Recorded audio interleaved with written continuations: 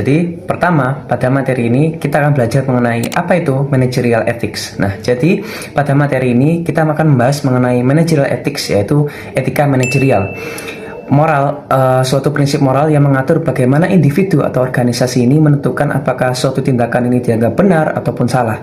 Nah, etika ini membantu menentukan standar perilaku dalam pengambilan keputusan dan juga tindakan dalam organisasi tersebut. Nah, yang pertama, codified law atau codified law, adalah perilaku yang diatur oleh hukum dan juga memiliki standar yang jelas serta dapat ditegakkan melalui sistem hukum. Pada domain ini, individu maupun organisasi wajib mengikuti aturan yang berlaku seperti membayar pajak ataupun mematuhi regulasi pemerintah yang ada. Di sisi lain, yang kedua ada free choice, yaitu di mana organisasi atau individu memiliki kebebasan penuh untuk mengambil keputusan karena tidak diatur oleh hukum maupun standar etika tertentu. Kebalikannya nih, dan yang diantara kedua domain tersebut, yang ketiga ada gabungannya, yaitu area yang tidak selalu diatur secara hukum, tapi di sisi lain juga memiliki standar moral yang diharapkan oleh masyarakat dan juga organisasi. Nah, di domain ini keputusan seringkali dipengaruhi oleh nilai moral, tanggung jawab sosial, dan juga pertimbangan dampak terhadap pihak lain. Nah, ini juga menekankan bahwa organisasi modern menghadapi tantangan etika, terutama dalam era inovasi dan juga transformasi digital. Contohnya apa? Contohnya kasus perusahaan teknologi yang melakukan eksperimen pada pengguna tanpa persetujuan yang jelas ataupun praktik bisnis yang menimbulkan kontroversi. Meskipun tidak melanggar hukum secara langsung, hal ini menunjukkan bahwa tidak semua tindakan yang legal secara hukum otomatis dianggap etis. Dalam pengambilan keputusan yang etis, seorang manajer sering dihadapi dengan berbagai konflik seperti kepentingan pribadi, kepentingan organisasi, dan juga kepentingan masyarakat.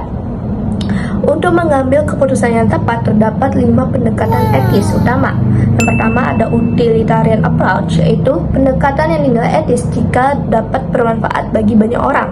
Yang kedua ada individualism approach, yaitu keputusan yang menekankan jangka panjang terhadap suatu individu. Yang ketiga ada moral rights approach, yaitu keputusan yang menekankan pada perlindungan hak dasar manusia seperti hak privasi dan juga kebebasan berbicara. Yang keempat ada justice approach, yaitu keputusan yang menekankan keadilan dan juga kesetaraan. Dan yang terakhir ada practical approach. Practical approach adalah keputusan yang dinilai etis jika diterima oleh masyarakat dan juga standar internasional. Nah, kelima pendekatan tersebut dapat membantu manajer untuk menentukan keputusan yang bertanggung jawab dan juga etis dalam suatu perusahaan. Oke, selanjutnya di sini kita akan membahas tentang Corporate Social Responsibility atau biasa disebut dengan CSR. Nah, CSR ini merupakan tanggung jawab perusahaan untuk mengambil keputusan atau tindakan yang tidak hanya menguntungkan bagi perusahaan itu sendiri, tetapi juga bermanfaat bagi masyarakat dan juga lingkungannya. Nah, dalam penerapannya ada beberapa hal yang penting. Yang pertama, yakni adalah organizational stakeholders. Yang kedua ada the green movement, dan yang terakhir ada triple bottom line. Yang pertama, yakni adalah organizational stakeholder. Stakeholder sendiri merupakan individu atau kelompok yang memiliki kepentingan terhadap perusahaan, seperti karyawan, pelanggan, pemasok, pemegang saham, pemerintah, dan juga masyarakat. Karena setiap pihak itu memiliki kepentingan yang berbeda-beda, perusahaan perlu memahami dan memprioritaskan stakeholder yang paling berpengaruh.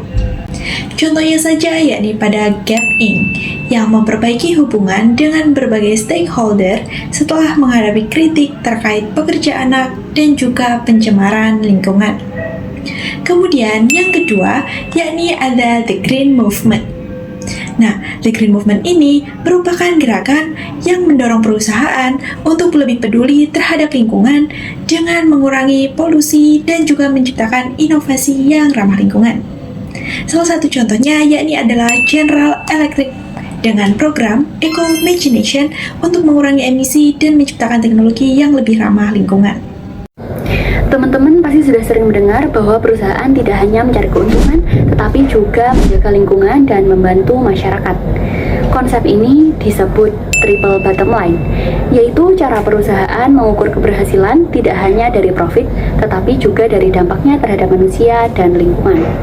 Nah, hal ini sejalan dengan filosofi sustainability, yaitu pembangunan ekonomi yang memenuhi kebutuhan generasi sekarang tanpa mengorbankan generasi masa depan. Dalam praktiknya, perusahaan itu memasukkan pertimbangan sosial dan lingkungan dalam mengambil keputusan bisnis.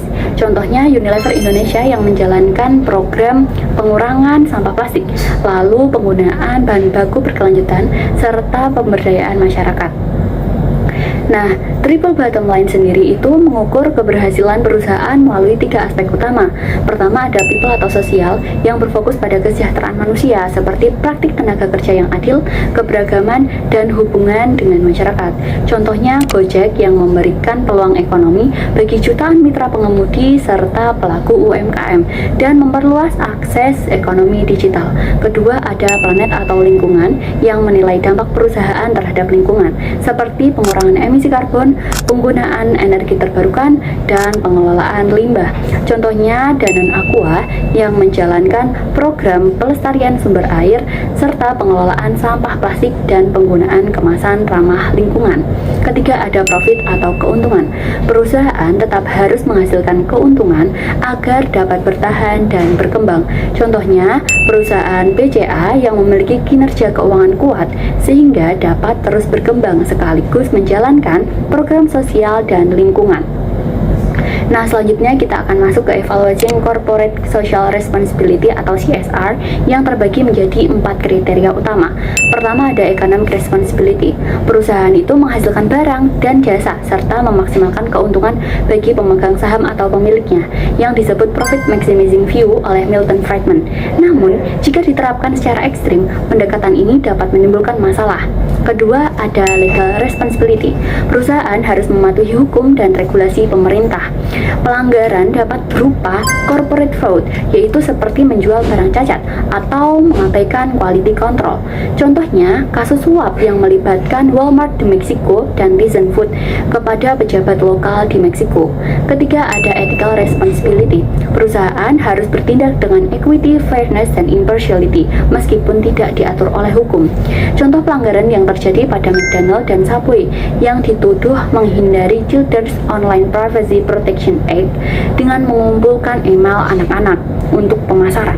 Keempat ada discretionary responsibility, tanggung jawab sukarela untuk membantu masyarakat. Contohnya Procter & Gamble yang menyediakan Pure Packets untuk mengelola air terkontaminasi bagi korban bencana seperti Indian Ocean Tsunami. Nah, dengan menerapkan triple bottom line, perusahaan dapat berkembang secara ekonomi sekaligus memberi manfaat bagi manusia dan lingkungan.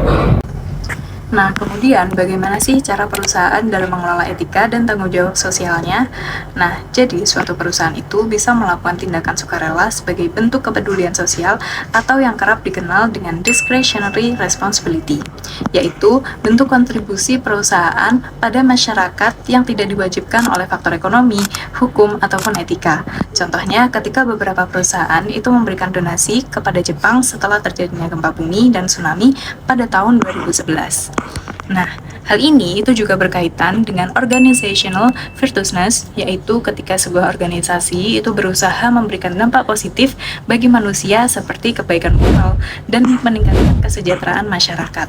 Lalu, bagaimana cara manajer meningkatkan suatu perusahaan yang memiliki sistem yang etis? Nah, salah satu langkah yang dapat dilakukan manajer adalah mempraktikkan ethical leadership, yang berarti bahwa manajer itu harus bersikap jujur dan dapat dipercaya, adil dalam hubungan kerjanya, serta berperilaku etis dan baik dalam kehidupan pribadi ataupun kehidupan profesionalnya. Selain itu, manajer juga dapat menggunakan berbagai organizational mechanism untuk membantu perusahaan dan karyawan untuk bertindak etis, seperti adanya kode etik, adanya ethical structure, dan juga perlindungan bagi whistleblowers. Nah, yang pertama ada Code of Ethics, yaitu pernyataan formal mengenai nilai-nilai perusahaan terkait etika dan isu sosial. Nah, dokumen ini itu memberitahu karyawan apa yang menjadi prinsip dan sikap perusahaan. Di dalam kode etik sendiri itu memiliki 2 jenis. Yang pertama adalah principle-based statement, yaitu pernyataan yang bertujuan untuk membentuk corporate culture dengan menjelaskan nilai-nilai dasar perusahaan seperti tanggung jawab perusahaan, kualitas produk, dan cara memperlakukan karyawan. Yang kedua, terdapat policy based statement, yaitu pernyataan yang menjelaskan mengenai prosedur yang harus diikuti dalam situasi etika tertentu, seperti marketing practice, conflict of interest, dan equal opportunities. Nah, prinsip dasar tentang nilai moral dan tanggung jawab perusahaan yang masih bersifat umum itu sering dikenal dengan corporate credos. Contohnya Johnson & Johnson's The Credo. Nah, jadi dokumen ini itu tersedia dalam 36 bahasa dan telah menjadi pedoman bagi para manajer selama lebih dari 60 tahun untuk mengambil keputusan. Namun, adanya kode etik itu tidak selalu menjamin perusahaan akan terhindar dari masalah atau tantangan dari stakeholder terkait isu etika. Nah, kode etik sendiri seringkali tidak cukup untuk memastikan semua karyawan atau manajer itu berperilaku etis. Meskipun begitu, dokumen ini itu tetap penting untuk menjaga ethical framework perusahaan karena menjelaskan nilai dan perilaku yang diharapkan serta perilaku intoleransi perusahaan. Oleh karena itu, manager and first line supervisor itu memiliki peranan penting dalam mempengaruhi ethical climate di perusahaan dengan cara mematuhi standar etika yang tinggi dalam berperilaku. Jika top manajemen benar-benar mendukung dan menegakkan kode tersebut, maka kode of ethic itu dapat membantu meningkatkan ethical climate dalam perusahaan. Nah, selanjutnya ada ethical structures. Nah, ethical structures ini merupakan sistem yang dibentuk organisasi untuk mendorong serta menjaga perilaku etis dalam kegiatan kerja sehari-hari.